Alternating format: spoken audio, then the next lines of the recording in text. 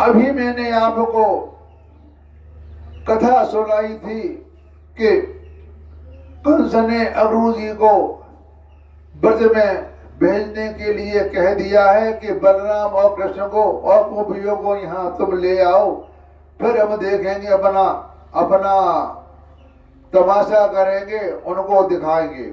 इस तरह से कंस ने अगरू जी को बुलाया और ब्रज में भेजने की तैयारी कर दी। तो सुखदेव जी कहते हैं कि परीक्षित, महापति अगरू जी भी वह राम उस रात मथुरा में बिताकर प्रातः काल होते ही रथ पर सवार हुए और नंद बाबा के गोकुल की ओर चढ़ दिए। तो परम भाग्यवान अक्रूर जी ब्रज की यात्रा करते समय मार्ग में कमल नयन भगवान श्री कृष्ण की परम प्रेममयी भक्ति से परिपूर्ण हो गए। जब वे ब्रज की ओर चले तो उनमें कुदरत ही भगवान के प्रति भक्ति जग पड़ी। वे इस प्रकार सोचने लगे कि मैंने ऐसा कौन सा शुभ कर्म किया है, ऐसी कौन सी श्रेष्ठ तपस्या की है, अथवा किसी सत्य पात्र को ऐसा कौन सा महत्वपूर्ण दान दिया है जिसके फलस्वरूप आज मैं भगवान श्री कृष्ण के दर्शन करूंगा।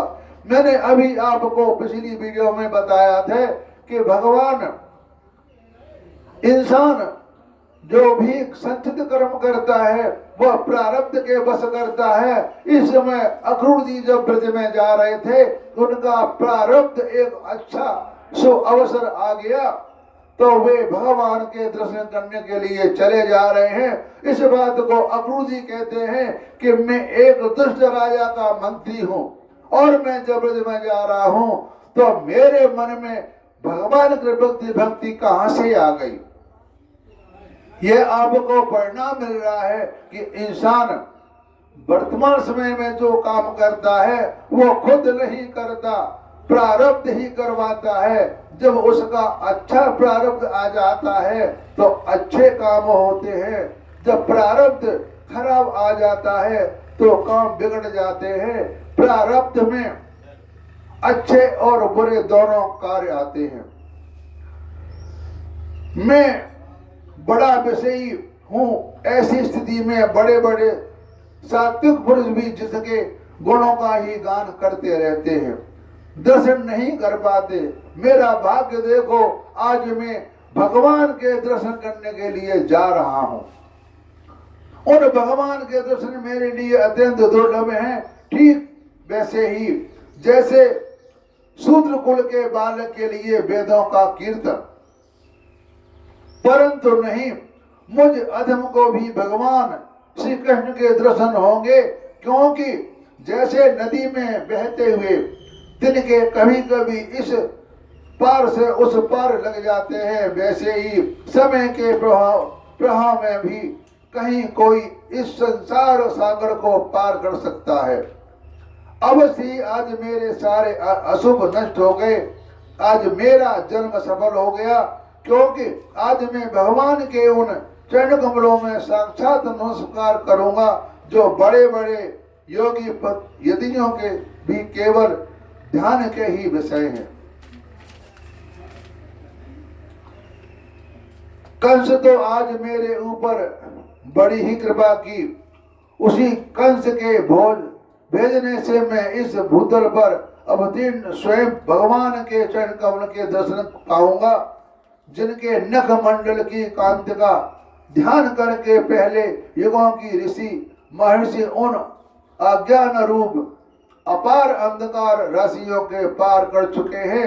स्वयं वही भगवान तो अवतार ग्रहण करके प्रकट हुए हैं। ब्रह्मा, शंकर, इंद्र आदि बड़े बड़े देवता जिन चरण कमलों की उपासना करते रहते हैं, स्वयं भगवती लक्ष्मी एक क्षण के लिए भी जिनकी सेवा नहीं छोड़ती, प्रेमी भक्तों के साथ बड़े बड़े ज्ञानी भी जिनकी आराधना में संलग्न रहते हैं, भगवान के वे ही चरण कमल गौओं के चराने के लिए ग्वाल वालों के साथ वन वन में विचरते रहते हैं। वे ही सुर मुनि वंदित श्री चरण गोपियों के वक्ष स्थल पर लगी हुई केसर की रंग जाते हैं, चिन्हित हो जाते हैं, अवश्य उनका दर्शन करूंगा। मरकत मणि के समान सुसिंद कंद कांतिमान उनके कोमल कपोल हैं, तो देखिए ठोर के समान नुकीली नाक है, होठों पर मंद मंद मुस्कान, प्रेम भरी चितवन, कमल से कोमल रतनारे लोचन और कपोलों पर घुंघराली अलगें लटक रही हैं। मैं प्रेम और मुक्ति के परमदानी श्री मुकुंद के उस मुख कमल का आज अवश्य दर्शन करूंगा, क्योंकि हरिण मेरी दाईं ओर से निकल रहे हैं। भगवान विष्णु पृथ्वी पर बाहर उतारने के लिए स्वेच्छा से मनुष्य की सी लीला कर रहे हैं। वे संपूर्ण लावण के धाम हैं, सौंदर्य की मूर्तिमान निधि है। आज मुझे उन्हीं का दर्शन होगा, अवश्य होगा। आज मुझे सहज में ही आंखों का फल मिल जाएगा। भगवान इस कार्य कारण रूप जगत के दृष्टा मात्र है, और ऐसा होने पर भी दृष्टापन का अहंकार उन्हें छूट नहीं गया। मैं उनकी चिन्मयी शक्ति से अज्ञान के कारण होने वाला भेद भ्रम अज्ञान सहित दूसरे ही निरस्तर रहता है। वे अपनी योग माया के ही अपने आप में बुर्विलास मात्र से प्राण इंद्रिय और बुद्धि आदि के सहित अपने स्वरूप भूत जीवों की रचना कर लेते हैं, और उनके साथ वृंदावन की कुंजों में तथा गोपियों के घरों में तरह तरह की लीलाएं करते हुए प्रतीत होते हैं। जब समस्त पापों के नाशक उनके परम मंगलमय गुण कर्म और जन्म की लीलाओं से युक्त होकर वाणी उसका गान करती है, तब उस गाने में संसार में जीवन की स्फूर्ति होने लगती है। शोभा का संचार हो जाता है, सारी अपवित्रताएं धुलकर पवित्रता का साम्राज्य छा जाता है। परंतु जिस वाणी से उनके गुण लीला और जन्म की कथाएं नहीं गाई जाती, वह तो मुर्दों को ही शोभित करने वाली होने पर भी नहीं के समान है, बेकार हैं, जिनके गुणगान का ऐसा महात्म्य है।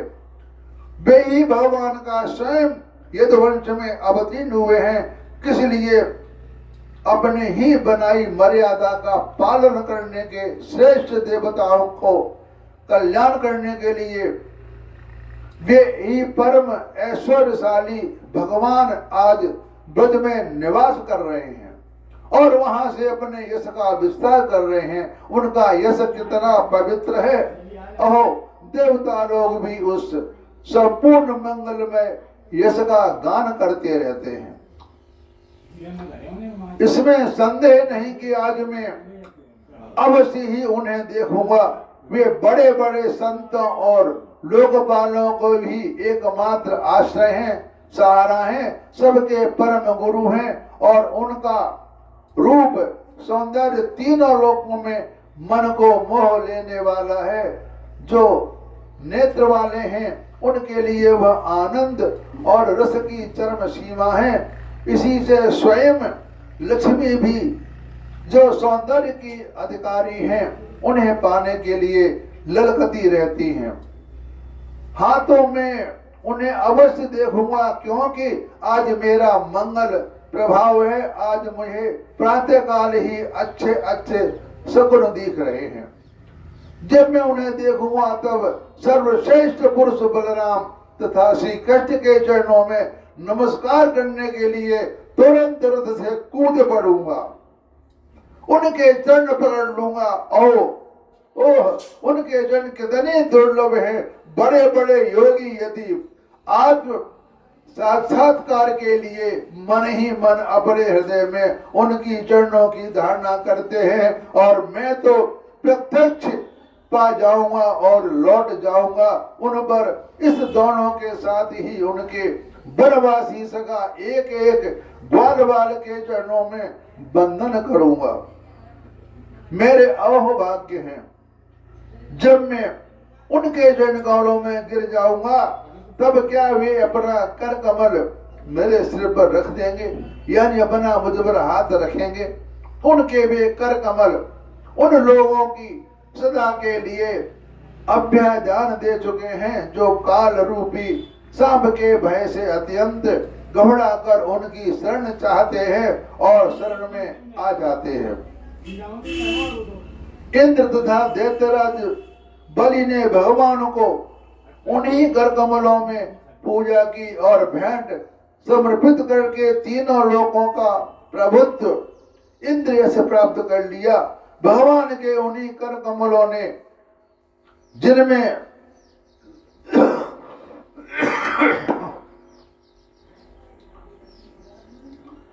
दिव्य कमल सी सुगंध आया करती है, अपने स्पर्श से रासलीला के समय ब्रज युवतियों की सारी थकान मिटा दी। मैं कंस का दूत हूं, उसी के भेजने से उनके पास जा रहा हूं। कहां वे मुझे अपना शत्रु तो न समझ बैठेंगे। वे ऐसा कदापि नहीं समझ सकते, क्योंकि वे तो निर्विकार हैं, समय हैं, अच्युत हैं, सारे विश्व के साक्षी हैं, सर्वज्ञ हैं और चित्त के बाहर भी हैं और भीतर भी हैं। वह सब कुछ जानते हैं। वो ऐसा नहीं करेंगे कि मेरा शत्रु का मंत्री मेरे पास आ रहा है, ऐसा अक्रूर जी अपने मन में सोच रहे हैं। तब मेरी शंका बेकार है। शंका अवश्य ही मैं उनके चरणों में हाथ जोड़कर विनती भाव से खड़ा हो जाऊंगा और मुस्कुराते हुए दया भरी स्निग्ध दृष्टि से मेरी ओर देखेंगे। उस समय मेरे जन्म जन्म के समस्त अशुभ संस्कार उसी क्षण नष्ट हो जाएंगे और मैं निशंक होकर सदा के लिए परमानंदी मगन हो जाऊंगा।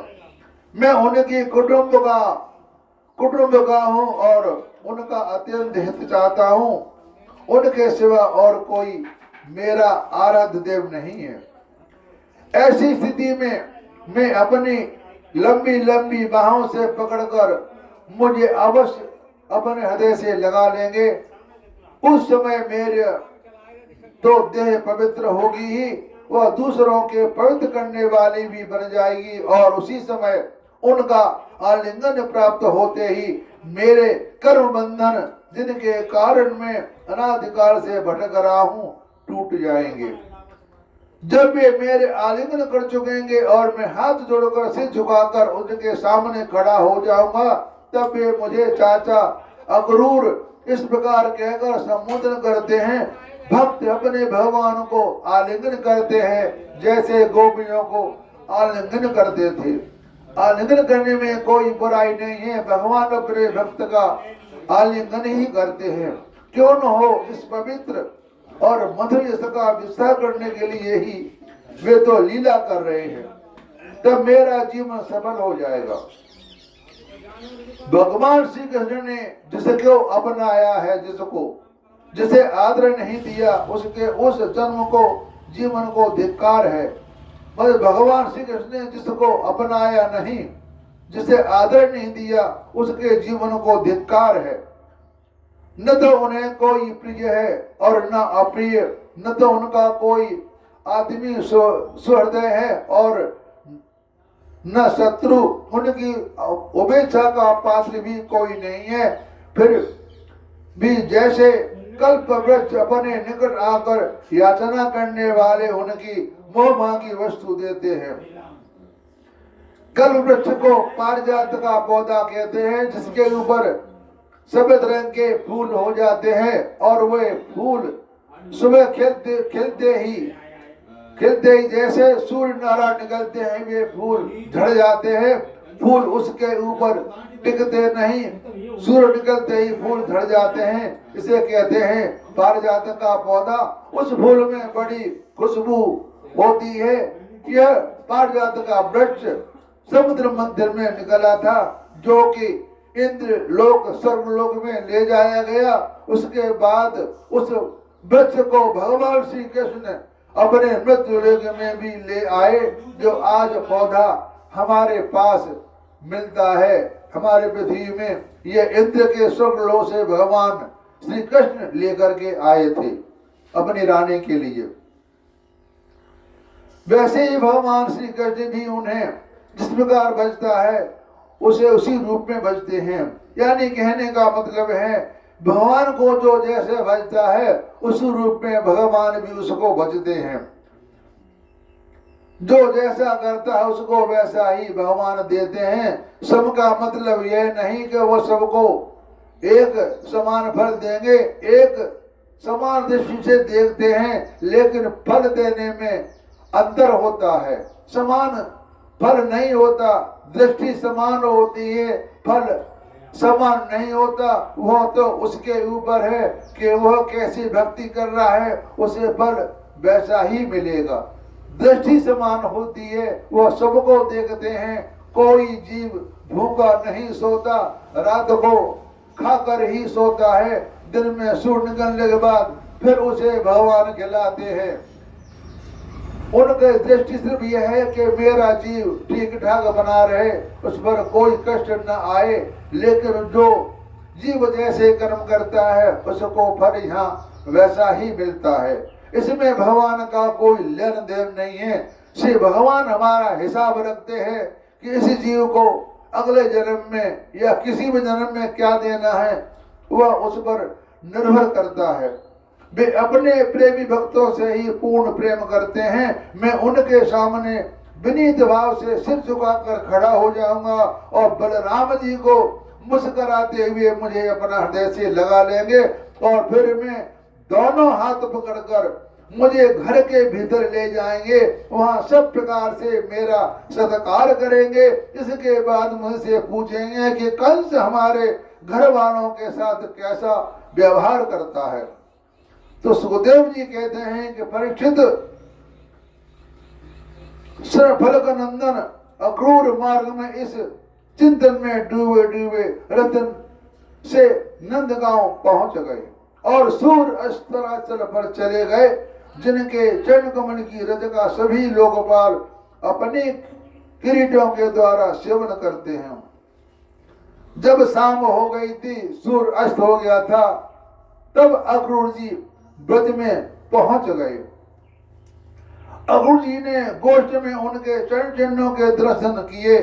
कमल, यव, अंकुश आदि असाधारण चिन्हों के द्वारा उनकी पहचान हो रही थी और उनसे पृथ्वी की शोभा बढ़ रही थी।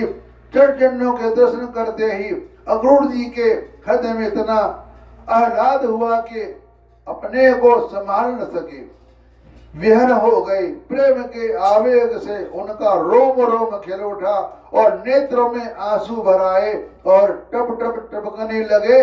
वे रथ के से कूद कर उस धूल में लौटने लगे और कहने लगे, कहो ये हमारे प्रभु के चरणों की रज है। भाइयों, अगर आप वृंदावन में जाते हैं तो एक वहां पर धाम है गोदड़ी, जहां पर भगवान उद्धव जी को ज्ञान दिया था, उसे कहते हैं ज्ञान गोदड़ी। अगर आप डर में जाए तो ज्ञान गोदड़ी में एक छोटा सा मैदान है, वहां धूल भरी हुई है। उस धूल में आप लोट पोट करके आना तो आपको कुछ भक्ति का भाव मिल सकता है। उसका नाम है ज्ञान गोदड़ी। वहां उद्धव जी को भगवान कृष्ण ने ज्ञान दिया था। तो कंस के संदेश लेकर यहाँ तक अक्रूर जी के चित्त की जैसी अवस्था रही। यही जीव के देह धारण का करने का परम लाभ है।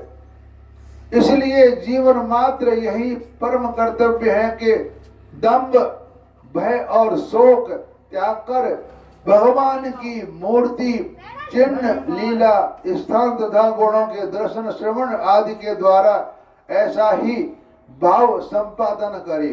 तो ब्रज में पहुंचकर अक्रूर जी ने श्री कृष्ण और बलराम दोनों के भाइयों को गाय धोने के लिए स्थान में विराजमान देखा।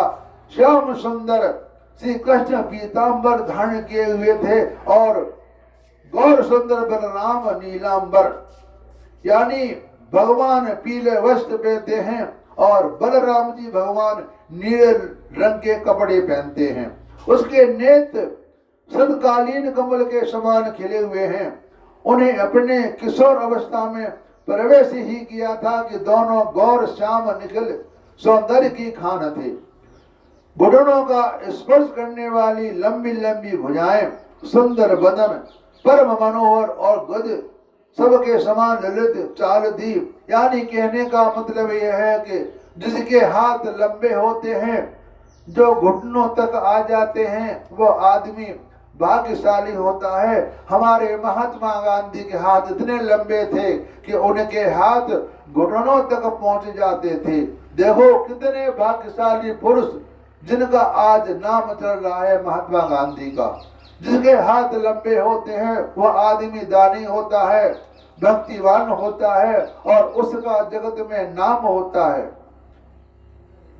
उनके चरणों में ध्वजा, वज्र, अंकुश और कमल के चिन्ह थे। जब वे चलते थे तो उनके चिन्ह होकर पृथ्वी शोभायमान हो जाती थी। उनकी मंद मंद मुस्कान और चितवन ऐसी थी मानो दया बरस रही हो। उनकी एक एक लीला उदारता और सुंदर काल से भरी थी। अर्जुन ने देखा कि जगत के आदि कारण, जगत के परमपति पुरुषोत्तम ही संसार की रक्षा के लिए अपने संपूर्ण अंशों से बलराम जी और श्री कृष्ण के रूप में अवतीर्ण होकर अपनी अकांत से दिशाओं को अंधकार दूर कर रहे हैं। वे ऐसे मालूम होते थे जैसे सोने से मड़े हुए मृत मणि और चांदी के पर्वत जगमगा रहे हों। उन्हें देखते ही अग्रु जी प्रेमावेग से अधीर होकर रथ से कूद पड़े और भगवान श्री कृष्ण तथा बलराम के चरणों के पास साष्टांग लौट गए। साष्टांग कहते हैं जमीन पे लौट करके आगे हाथ फैला के लेट जाते हैं, उसे साष्टांग प्रणाम कहते हैं। आदमी को मंदिर में जाकर के साष्टांग प्रणाम करना चाहिए, इसका फल बहुत बताया है। तो भगवान के दर्शन उन्हें इतना आह्लाद हुआ कि उनके नेत्र आंसू से सर्वथा भर गए। सारे शरीर में पुलकावली छा गई। उत्कंठावश गला भर आने के कारण वे अपने नाम भी न बता सके। शरणागत वत्सल भगवान श्री कृष्ण उनका मन का भाव जान गए। उन्होंने बड़ी प्रसन्नता से चंकाकित हाथों के द्वारा उन्हें खींचकर उठाया और हृदय से लगा लिया। इसके बाद जब वे परम मनुष्य श्री बलराम जी के सामने विनीत भाव से खड़े हो गए, तब उन्होंने उनको गले लगा लिया और उनका एक हाथ श्री कृष्ण ने पकड़ा और दूसरा हाथ बलराम जी ने। दोनों भाई उन्हें घर ले गए। घर को ले जाकर भगवान ने उनका बड़ा स्वागत सत्कार किया और कुशल कुशल पूछकर श्रेष्ठ आसन पर बिठाया और विधि पूर्वक उनकी पांव पखार कर मधु पर्क, शहद मिला हुआ दही और पूजा की सामग्री भेंट की।